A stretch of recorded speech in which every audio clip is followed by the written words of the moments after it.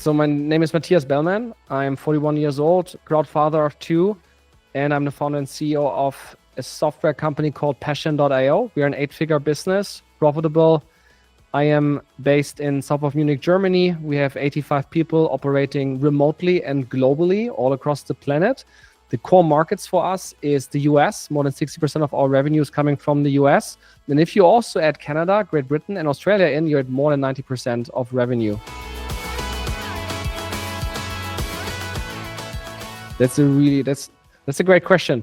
3 things come to mind. One is there's right now 2 camps of software businesses. One are like the people that are like AI first, it's AI, and they're like being hyped and they make like 6 million ARR in no time. And there's like the rest of us who are like, oh, AI is there, I need to bake it in. But I built my company before the whole thing happened, and it's not so easy. We're doing workshops and everything, but like feel like we're lagging behind, and everyone is looking at these people, these companies that are like rocketing all the way up, and you know, like the second camp is trying to see how to benefit from that as well. I think the second thing, biggest thing that I've seen is that the expectations of users have changed significantly in the last 12 months.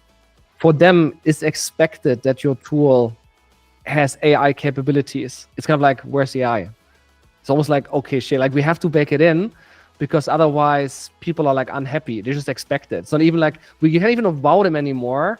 They are disappointed if you do not have it. It's a hygiene factor, which is crazy, I think. And then the third one is, you know, it was a SaaStock last year, and back then there was one talk where the speaker said, you know, every SaaS company is always so technical and they have to become a publishing house in order to like market better. And I feel that that's 100% true. Like one of the things that we have actually done well, we have always been like out there with content on the social channels and profitably growing into the 8 figures. And now with AI in content, you can automate so much. So instead of hiring tens of people, you can automate a ton to get the best content that is proven out there. So then to repurpose that and produce your own quality content, to repurpose that and create quantities of content, and then to ship that content in a way that actually gets engagement and really strengthens your bottom of funnel, your middle of funnel, to shorten the sales cycle, to improve the sales close rate, and if you're really doing it really well, to also get top of funnel new customers in. So these are the 3 things that I saw changing in SaaS and AI in the market over the last 12 months. Right, so what we have done, and also what I recommend to you, like what you should be doing, is a 3-step process. The one is, it really has to start from the leader, from the C-level, from the founder, to embrace this and think, okay, it's ride or die. What do I mean by that? You know, like Nokia and also BlackBerry, they were thinking for decades that like, it's going to be fine, until it was not, right? And all of a sudden growth first stalling, and then it dropped just into nothing.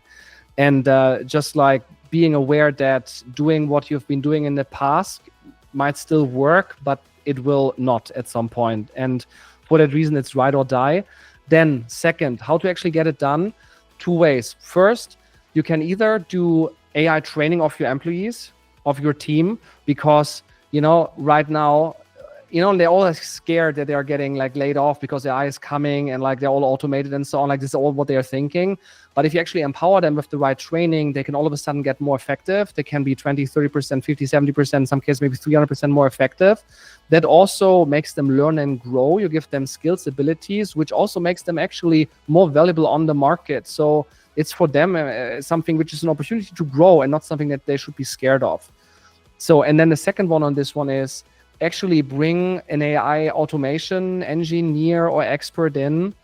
Like we did that, was like, can you automate CS? Just like do some automations, do some stuff, like show us how it works. And then like we look at this pilot, see what we can learn from it.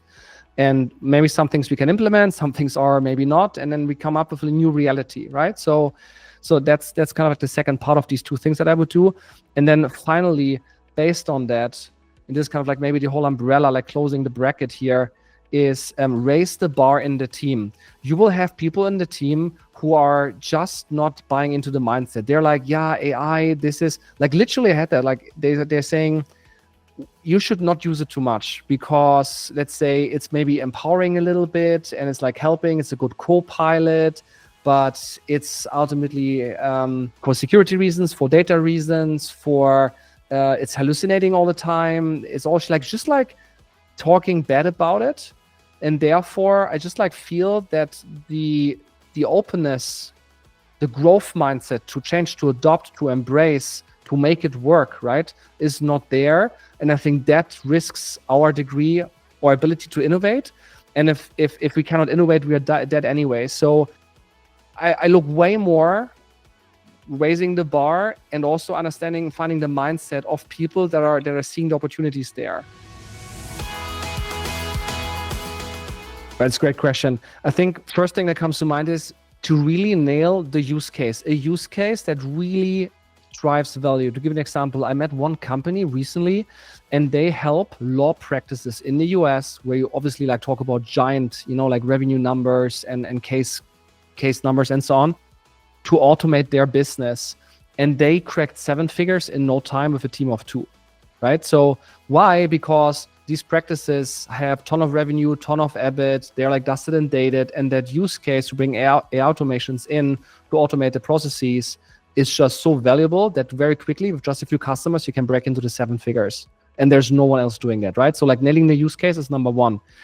Number 2 is, and this is maybe like how we adapted it for ourselves. So also internally, like we built an AI-powered marketing engine, which helped us to grow profitably into the 8 figures. And that means, like launching thousands of ads that actually work profitably, and creating all that content around it with brand faces, because, you want to have faces out there that attract your ideal customer. And then in the end, like having an offer and a funnel that really converts, and AI can just like supercharge that whole thing and make it more effective. So like find an application of AI in your company, how to make something, a process, so much more effective and like almost unfair for others that normally would have to have like really big teams. Because now with AI, you can just like build a ton of quality output if you do it right in order to drive numbers up. Which also brings me to the third one, big opportunity, right? Now after, let's say, the high growth days that was post-COVID, where everything exploded, valuations exploded, and it was growth. Then high interest rate came, right? And the whole market like changed. And that meant like it was all about profitability. Right now, like we're in this new scenario, in this new world where it's about profit and revenue growth.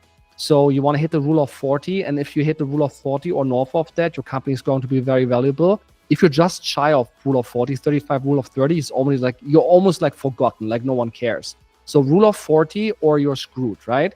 So now with AI, what you can do is you can reinvent the story behind your offer, because you can bake AI into your offer and make the whole thing more modern, more exciting, more eliciting more emotions, therefore getting better conversions and driving revenue up.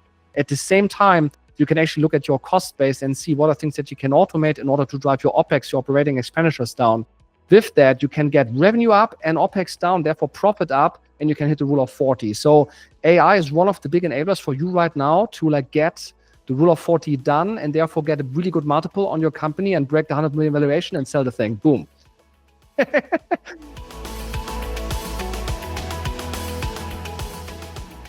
So first off, it's my 4th keynote this year at conferences, and SaaStock is like the first thing. SaaStock is for me the conference that I'm looking most forward to, because I'm a SaaS. It's the best conference in Europe, and I've been on like 3 times there, or maybe the 4th time now, and I just like love the vibe there. So I love also Dublin. I love Alex. I love like the whole team. I love the vibe there. I'm just getting excited just by thinking about it to getting to this conference again. So it's the thing itself. Number 2. It's actually the learnings, because they're really good keynotes where I can learn from and get new inspiration that connect a couple of wires in my brain again to do something differently. And just that one nugget is already worth it to get there in order to then like grow my company in the second step. And the second aspect of like learning is also speaking to other founders in the hallways, in the aisles, and just like seeing what they're up to, how they think, in order to also like get that learning and get that mindset, get that belief pattern that I have maybe unlocked in order to take my company to the next level. And that I think is a good segue then maybe to the final one, the third point, which is meeting friends. Because over the years, there's more and more people that I meet every time. One good one is Nathan Latka. He's likely well known in the SaaS world. I met him in Austin this year in March, because in the winter we stay in the US, and last year we met him in Austin. So yeah, he's just like, he's always on fire. I love the vibe, I love the energy, and I'm very excited to meet him this year again at SaaStock.